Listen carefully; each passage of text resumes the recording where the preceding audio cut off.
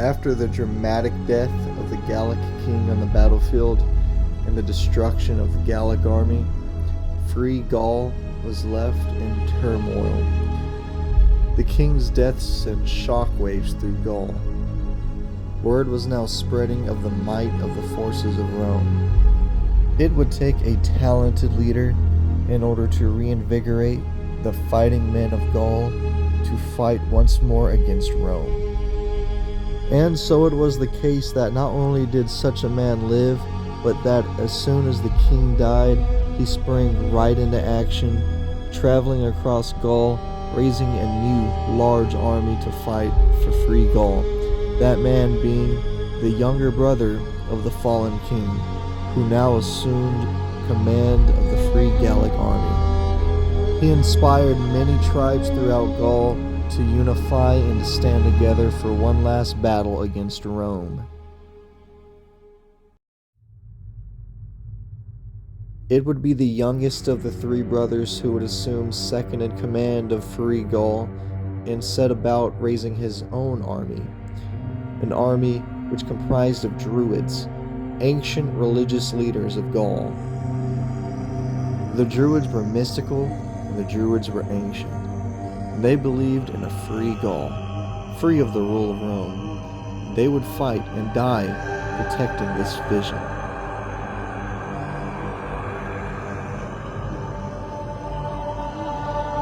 And it wasn't long after that war bands were assembled to attack our scouts while on regular patrol, slaughtering many of them.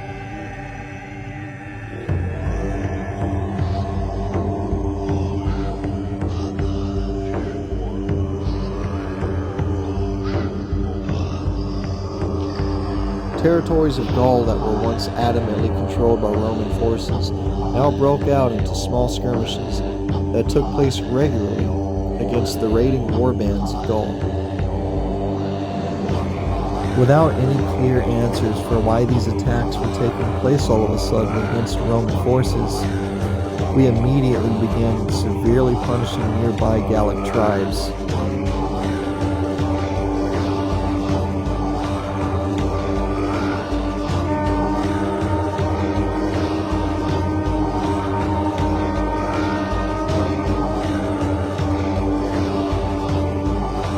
Towns, cities, farms, villages would all be indiscriminately attacked throughout Gaul until we had our answers. Why were we being attacked?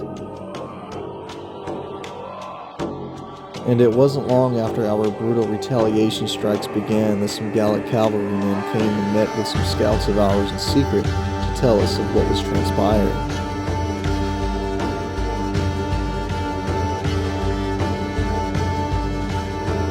Word was brought directly to me in my camp that there was now a new king of free Gaul, who along with his younger brother was marching two large armies into Roman-controlled Gaul.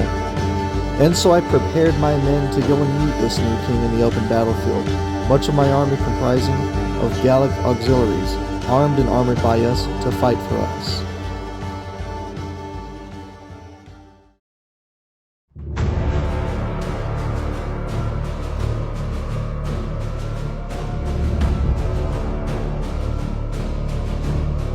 Intercepting the two armies of Gaul, I marched my men in a defensive position up a hill that will split both of his armies in two, forcing them to fight an uphill battle against our men.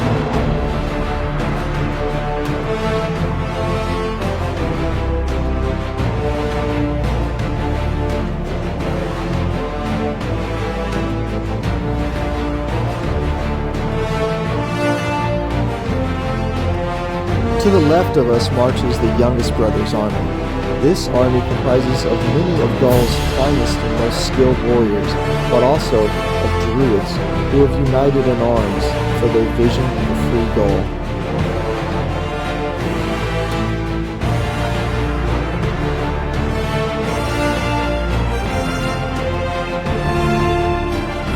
And to our right-hand side, the powerful main army of the new king of Gaul marches and closes in on us.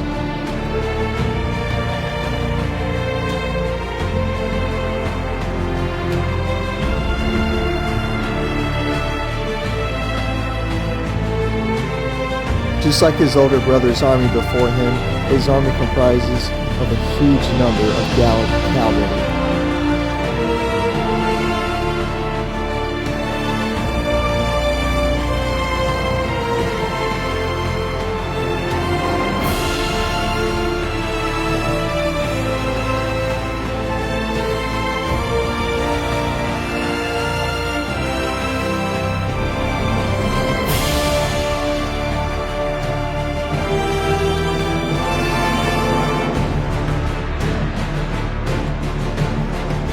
The armies of free Gaul begin taking up their positions, ready for the charge uphill against the forces of Rome.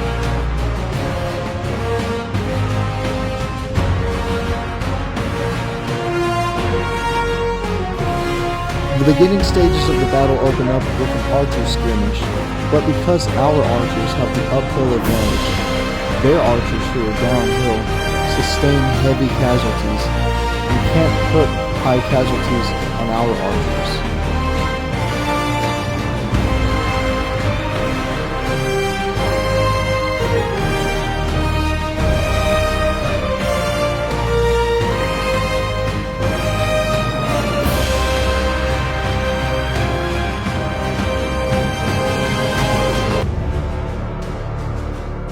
And now the Druid army charges up the hill from the left-hand side, with our archers putting heavy casualties down on them as they charge up the hill.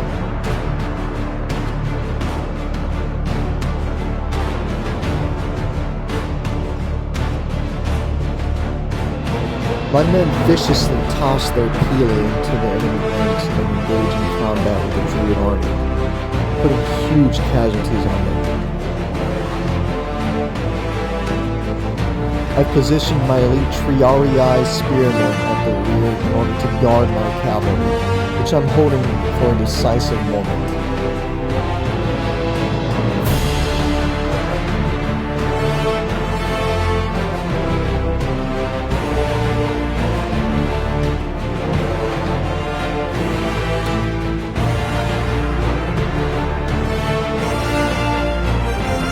And now a huge main Gallic force is in their fighting positions and begins closing in on our right-hand side. My left is now tied down fighting the Druid army in what is now a slaughter fest on top of the hill.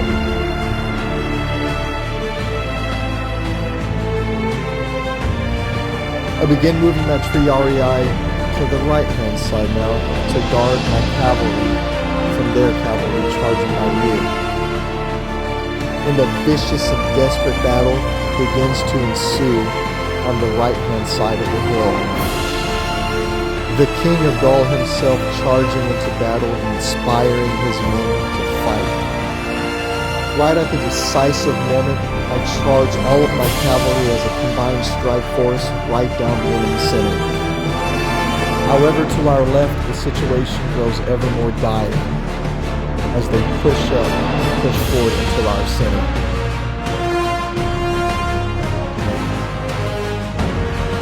The fighting has now broken out into a desperate struggle for each side of the hill.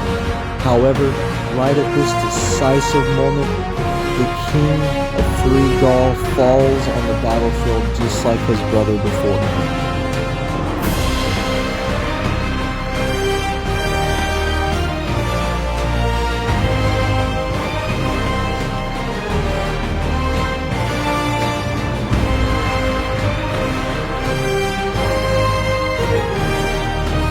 Not long after, in the thick of the heavy fighting, the youngest brother is thrown off of his horse and dies.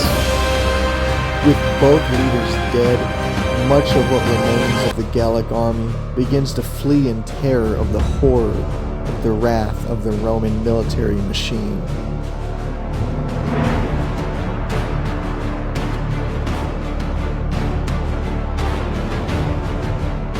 Though still throughout the hill, desperate fighting rages on, as some of the Gallic warriors would rather die fighting than give up on their dream of free Gaul.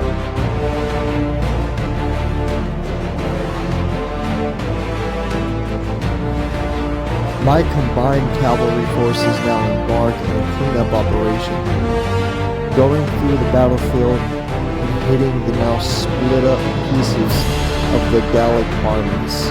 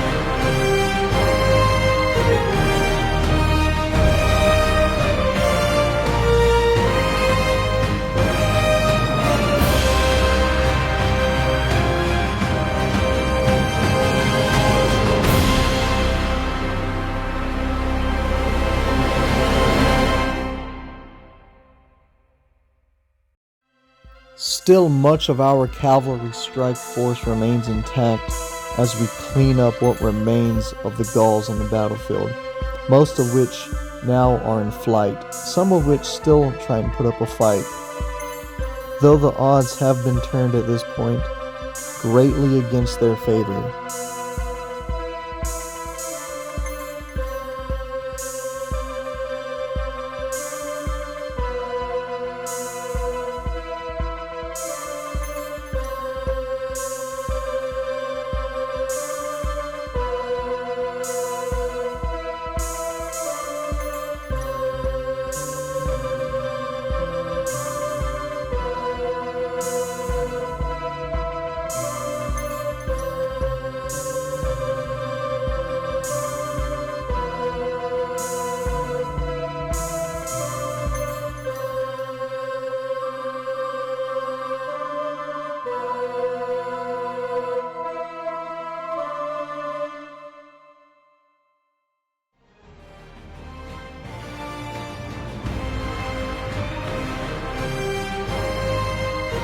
And victory for the Romans at last, with 2,004 Gallic warriors slain plus both leaders on the battlefield. There will be no free Gaul, only one Gaul, that is Gaul under Roman rule.